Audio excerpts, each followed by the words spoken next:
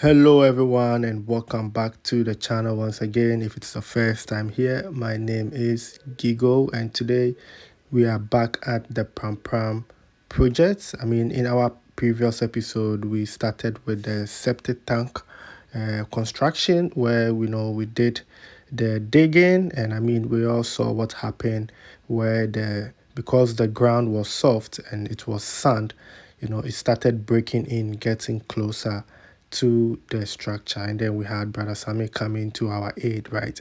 So today I will be explaining the reason why we do have space in front of the house, but this was the only option we had to dug the manhole right, in front of the staircase.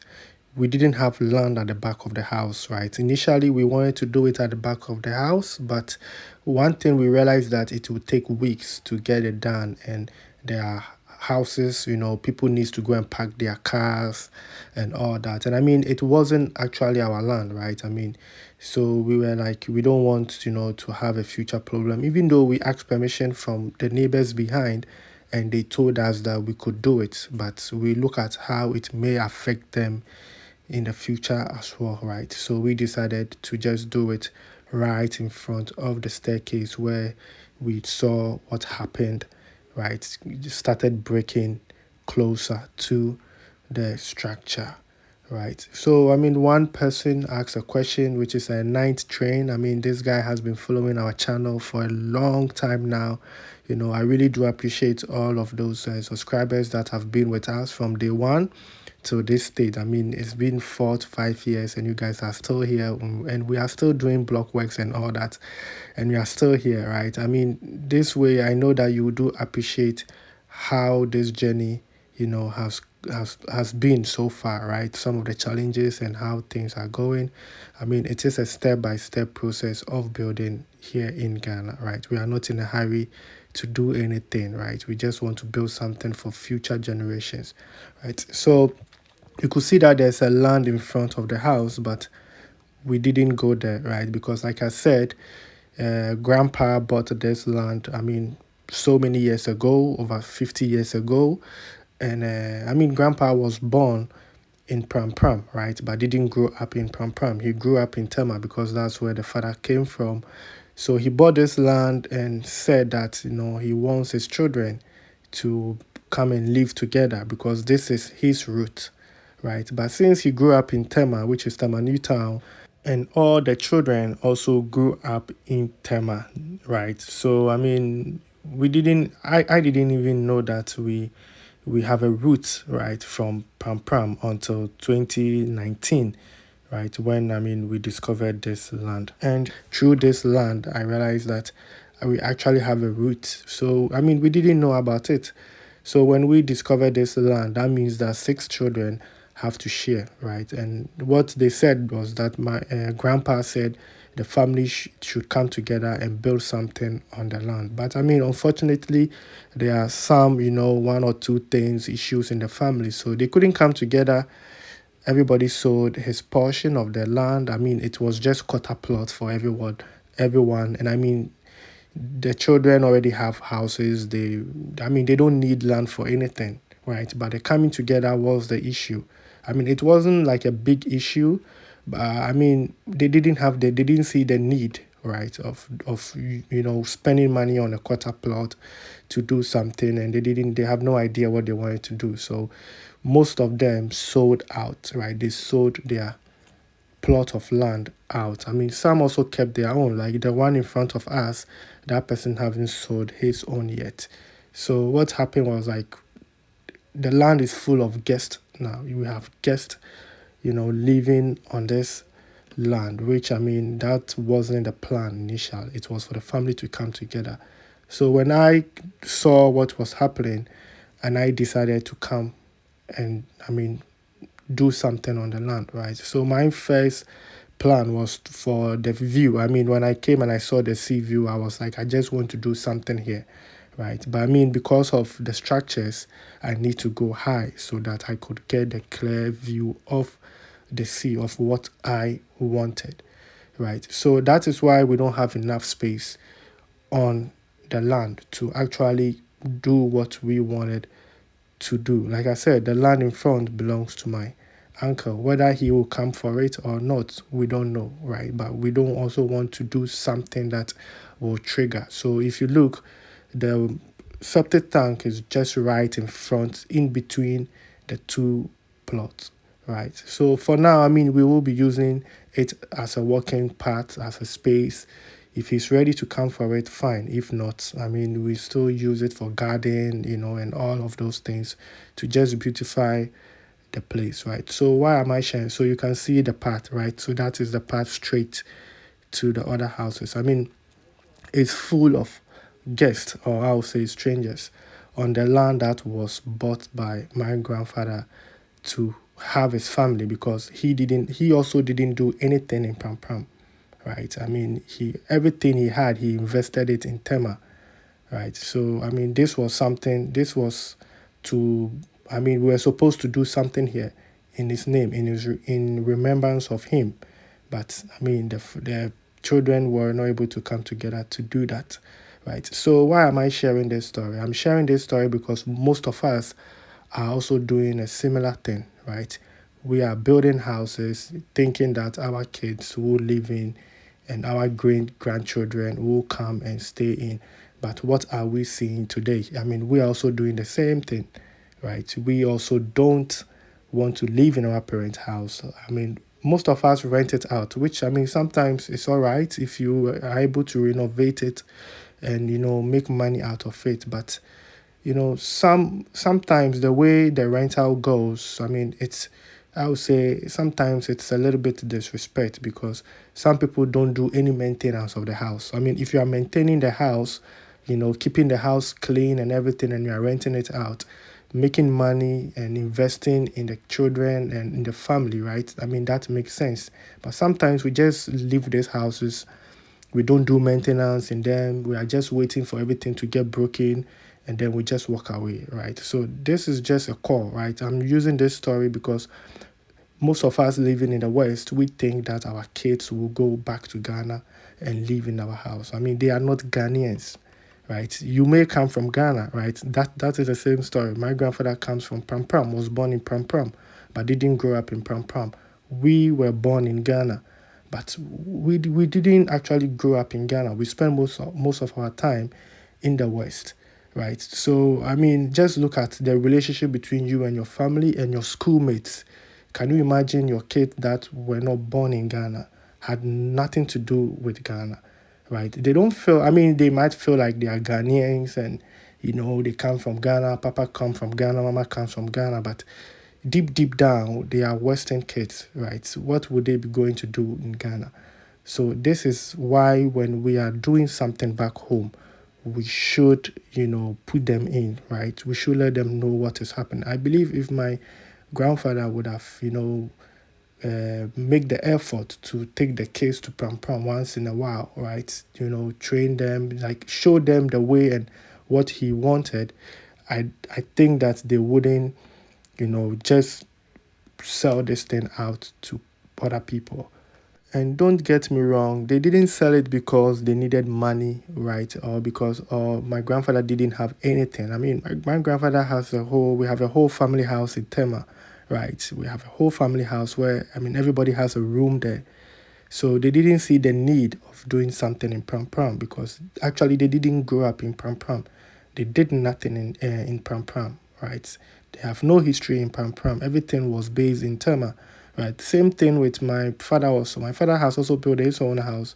My mother also has built her own house in Tema, right? So we have the family house, and both parents also have their own house, right? So what would they need another house for? But I mean, I came here to do this thing because I think it feels right that, I mean, I didn't meet my grandfather that well. I mean, I was just young when he passed away, but I believe that he also went through a lot to buy this plot of land, right? Which is something that we are also all going through. We are doing two jobs, right? To buy land, to build a house, right? And I mean, after 50 years, I mean, we have strangers living in our house, no maintenance is being done.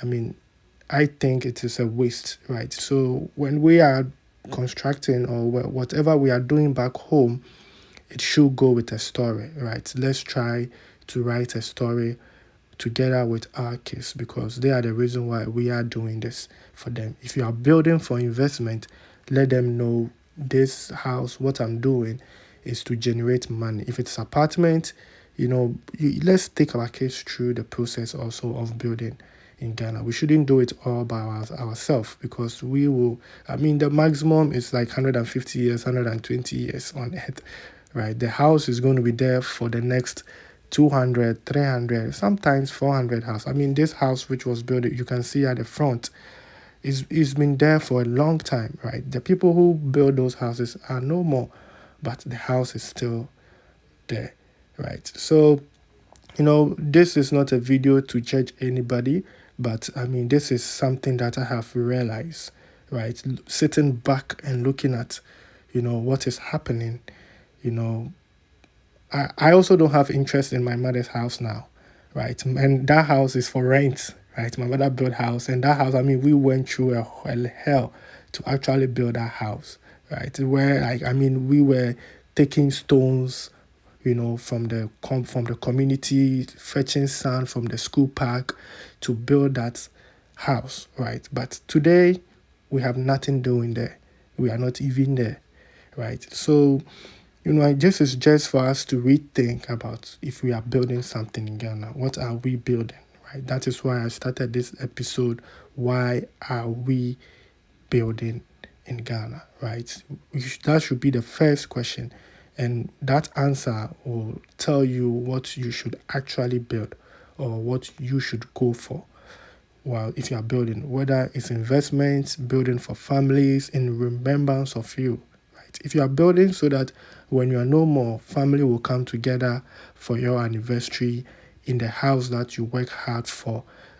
That is, a very good reason to actually, build a house, right? Most of us are in the West, we spend most of our lives there, but it would be nice if family can come together, where you really kind of, spend or invest your money in, right? So let's consider that. I'm not saying that people shouldn't build house or people shouldn't do properties, but let's just see what we need, what we actually need, because we are here to live a life, right? Not just to suffer and suffer and do 2 3 jobs, not have time for ourselves, right? People build houses and then they just live in 2 and 3 years and then they are gone, right? They put everything in, they don't have time for life. There's so much things to do, in life beside building a house. If you watch, my previous video, the outskirt houses, right? Simple houses. Sometimes we should just buy lands that are expensive, that are in prime areas, like close to the beach, close to the on the mountains, with views that can cost you maybe 20,000, right? And those structures will cost you less than 40,000. In total, you have 60,000 for just a single level house, but then you have one of the best views. It's the experience, right? You can live in the West, use the rest of the money to travel around the world, right? Live your life, enjoy life as well, right? A budget of 120,000 US dollars can give you a 5 years experience and you still own a house, right? Like I said, the land that I shared the last time, which cost like 20,000, right? Which is just, few meters to the sea. If you buy that land for 20,000, put a 40,000 house on it, one level, 2 bedrooms left and right, right? It will cost you have 60,000, right? You use another, let's say 20,000 for the finishes, right? 80,000. And let's do the landscaping and other things, another 10,000, 90,000 for a house. You have this thing can be done in a short possible time. You have a balance to just live life, travel around the world, see other things, right? We shouldn't just push everything because one day we will be gone and nobody knows what is going to happen behind you, right? This is not to judge you or to scare anybody, but I just want people to know that there's life, right? After, beside building houses and all that, there is life also to be lived to the fullest, right? We shouldn't, because I mean, I live in a way, so I know what people go through to actually build these houses, right? Sometimes some of these houses, big houses and all that, are not needed. Our children will come and build their own houses. They don't need our house, right? I mean, the next 20, 40 years, there's a new design. I mean, this hidden roof started not long ago. I think 20 years ago, there wasn't hidden roof houses. Right now, we have hidden roof and all of that, right? So I'm just sharing this personal experience just to kind of educate people, create the awareness, because I have seen, people buying land, expensive land, and they don't need to put big structures on it. I have seen people also spending money to build homes, and they are the only ones living in it, right? They go to holiday, maybe the wife goes, because both of them cannot go on holiday at the same time. They have kids, so the wife will go for 2 weeks, come back. The husband also goes for 2 weeks, come back. And even they don't even go with the kids. They leave the kids in the West and they both go up and down, right? But they build these houses for their kids and they are not even part of it. They don't even see these houses until they are 18. And I mean, they have their own life. They were not born in Ghana, right? That is what we also have to watch, right? So make sure that if you are building for your kids, you involve them, you put them in, else one day you have, strangers, guests living in your house. If the structure is for apartments, if you are building apartments for rentals and stuff, at least it makes sense. But the maintenance, needs to be there, and who are those going to do the maintenance? They are your kids that are going to do the maintenance. So they should be involved in your process of building a house, right? And also let's consider the structures that we are putting out, right? So if you want to get more inspiration of those houses and stuff, I mean, if you go to my previous videos, I mean, you will see, if you go to the projects, right, you will see some of these structures. If you go to my playlist, I think there's production group. If you go to production group, some of these houses have posted them. I mean, just talk to your architect, something simple, and I mean, just get a very nice location, right? So the septic tank is done now. And next, I mean, it is a strategy that we are using to build this house. So we are looking at the electrical works, right? So this is our electrician here at Kiko Production Group. Since the septic tank is done, we have to focus on the electricals at the middle part, right? So we also have Segbedre coming in here with his brother. I mean, if you know Segbedre, he is the wall and windows design guy, and his brother, Metal Works, right? Mighty Frank, who does all our metal works, burglar proofs, doors, gates.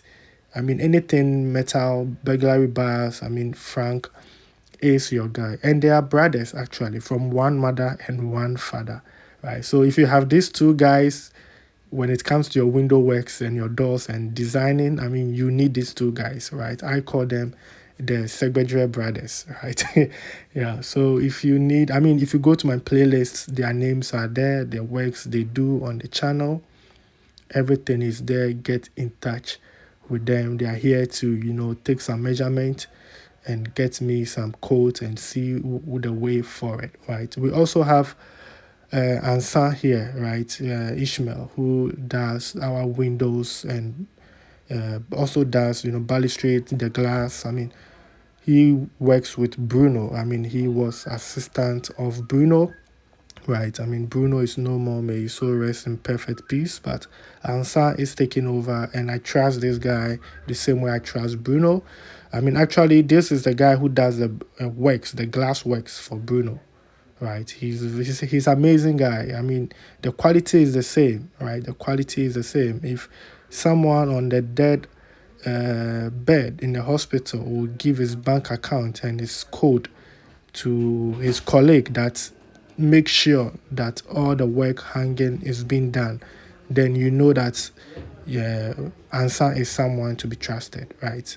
Because that's what Bruno, before Bruno died on the hospital, the last minute, he gave his bank card, ATM card, and gave the code to Ansa and told him he should make sure that all the works which is hanging should be done. And these are the trusted people that we work with, right? I mean, my team, I mean, sometimes people do ask, how do you manage this thing whilst you are living abroad? I mean, there are people who are trying to build up business in Ghana, they are in Ghana, and they cannot do it. How are you able to run this whilst you are not there? And what I tell them is that it is just trust, right? I just have the trusted people I can trust, and that is why I'm able to do this, right? That is why I don't get involved into any of this construction. But as I always say, if anything goes wrong, just come to me.